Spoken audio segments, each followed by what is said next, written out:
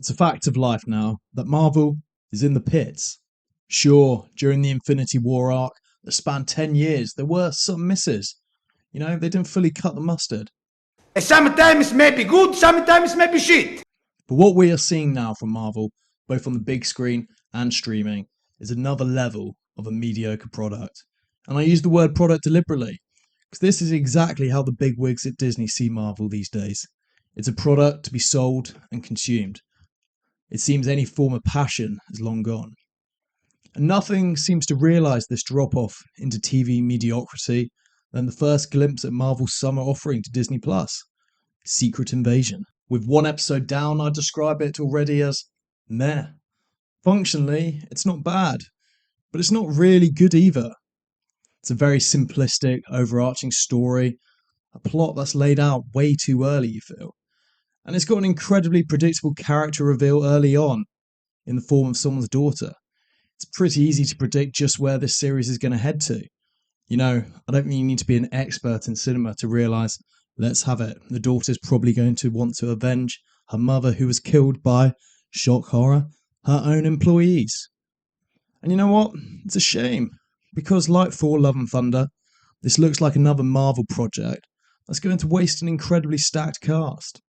The first thing to note is the concept of Secret Invasion is wasted on the small screen. The Winter Soldier showed espionage thrillers can work well on the big screen and within the superhero environment.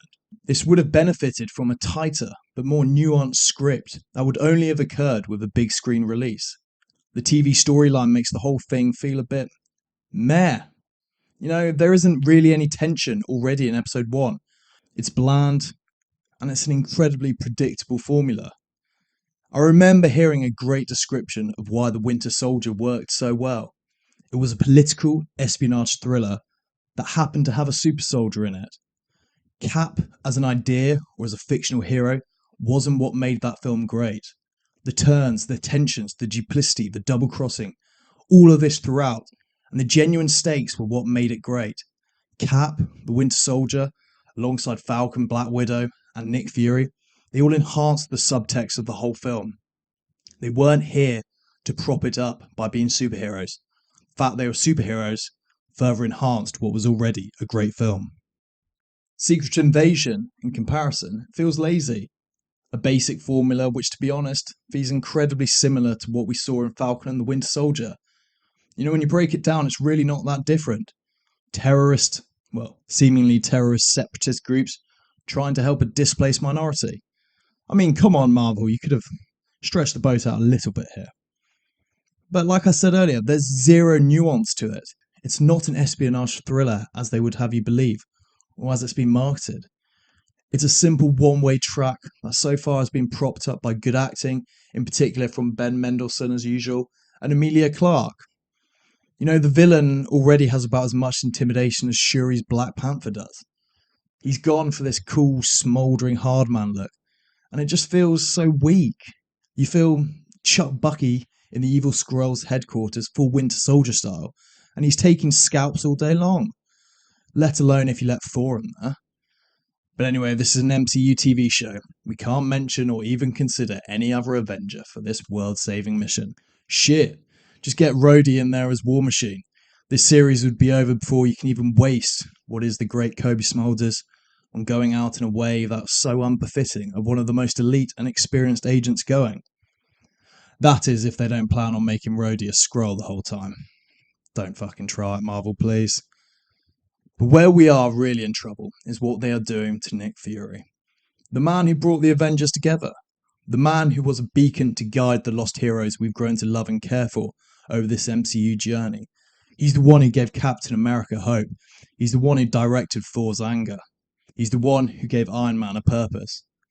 And well, now, he's a weak man who is several paces off it. Yep, that sounds about accurate. We are meant to believe in this Secret Invasion TV show that the snap by Thanos is what broke Fury. Rattled him so much he lost his ruthless streak. The ability to be 10 steps ahead of everyone.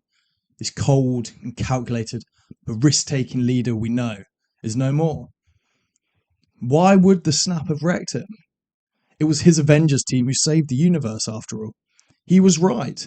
His grand plan to assemble the most amazing heroes throughout the universe to fight the battles we couldn't, it worked. He made the Avengers for threats the world couldn't face alone. And with sacrifice, they won. So it makes no sense for him to be broken. If anything, he should be stronger. He was right. He won his war. But no, instead, we have to have him lectured 3 times in one episode about how he's lost it already. So once again, we have an old hero beaten down before they're allowed to start being competent again. As if we even see him being competent again. Based off this first episode, his lack of competence, his weakness, his losing of what all made Nick Fury great, has already mean we've lost one of his star lieutenants from the MCU. And finally, I think we can look into just the opening credits as a idea of where Marvel's lost its edge, or just general sense of fucking competence. What the hell was that?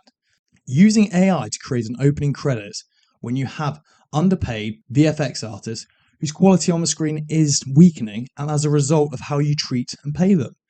You know, it's beyond ironic they think this was a good idea. It's absolutely laughable. You're not being clever, Kevin Feige, with this. I don't know what you're trying to achieve, but you're just being ignorant. And most importantly, it's arrogant to what the room is telling you. So Secret Invasion, you know, at the end of the day, it's fine. On its own, it's going to be a passable, easy to watch TV show while you scroll through Twitter and Reddit in the evenings. But for a show that could have gripped audiences in a post-Iron Man world as mysterious dark forces work from below against the world leaders and creator of the Avengers, this is not it, alas. You know, we wanted an espionage thriller. Instead, what we got is what Marvel realistically is only capable of giving us now. Something that's fine. But quite frankly, Nick Fury deserves a lot better than fine.